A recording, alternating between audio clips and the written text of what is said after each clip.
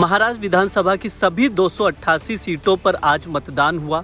मतों की गिनती 23 नवंबर को होगी, उसी दिन रिजल्ट आएगा।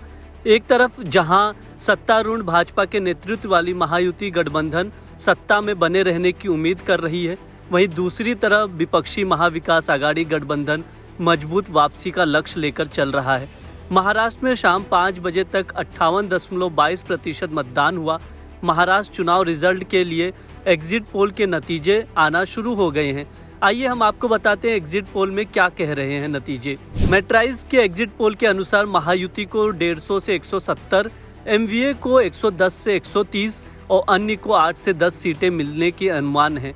चाणक्य स्ट्रैटेजीज की बात करें तो एग्जिट पोल के अनुसार महाराष्ट्र में महायुति को 152 से 160, एमवीए गठबंधन को 130 से 138 सीटें मिलने का अनुमान है, जबकि अन्य के खातों में 6 से 8 सीटें जाने का अनुमान है।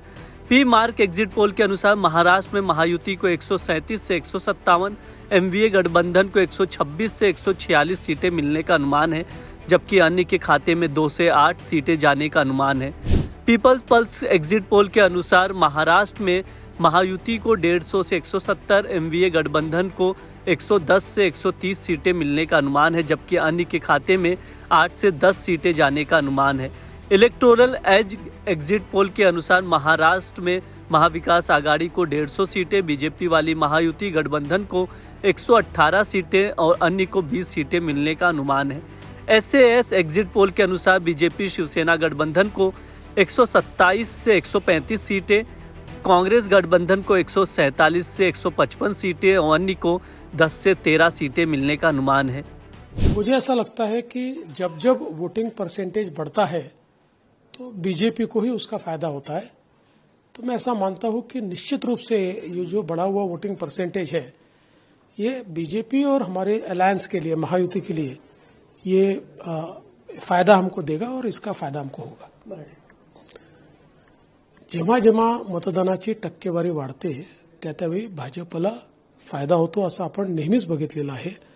आताही चांगल्या प्रकारे वाढलेली आहे, त्यामुळे आमची जी महायुती आहे, महायुतीला याचा फायदा होईल। देश मोदी जी के साथ मजबूती के साथ खड़ा है। ये चुनाव के परिणाम एक के बाद एक साबित कर रहे हैं। लोकसभा में तीसरी बार मोदी जी का प्रधानमंत्री बनना, सहयोगी दलों का जिस तरीके से उनका समर्थन करना, उसके बाद हरियाणा का चुनाव और अब महाराष्ट्र और झारखंड के एग्जिट पोल बता ही रहे हैं।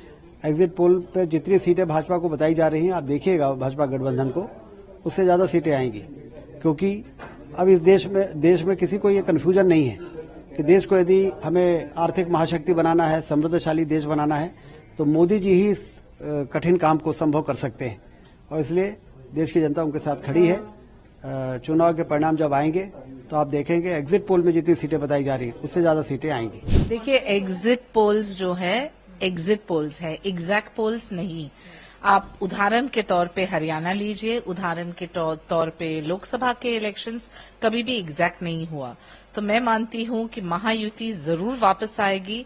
एकनाथ शिंदे जी, देवेंद्र फडणवीस, अजीत पवार का जो काम है वो महाराष्ट्र ने देखा है। लाडकी बहना योजना, जहां महिलाओं के 2.5 करोड़ बैंक अकाउंट्स में 7,500 मिला है, वो भी देखा है लोगों ने। युवाओं ने देखा है कि स्टाइपेंड और इंटर्नशिप स्कीम्स, फार्मर्स ने देखा है एमएसपी और जो उनको राहत मिल रही है क्रॉप्स फसल बीमा योजना से, और जो बुजुर्ग हैं सीनियर सिटीजन्स, उनको पेंशन्स मिल रहा है। तो कहीं न कहीं सभी 4 वर्ग, महिला, युवा, बुजुर्ग और लाभार्थी, सभी को बेनिफिट हुआ है और उन्होंने देखा है कि ये सिर्फ प्रगति की सरकार है।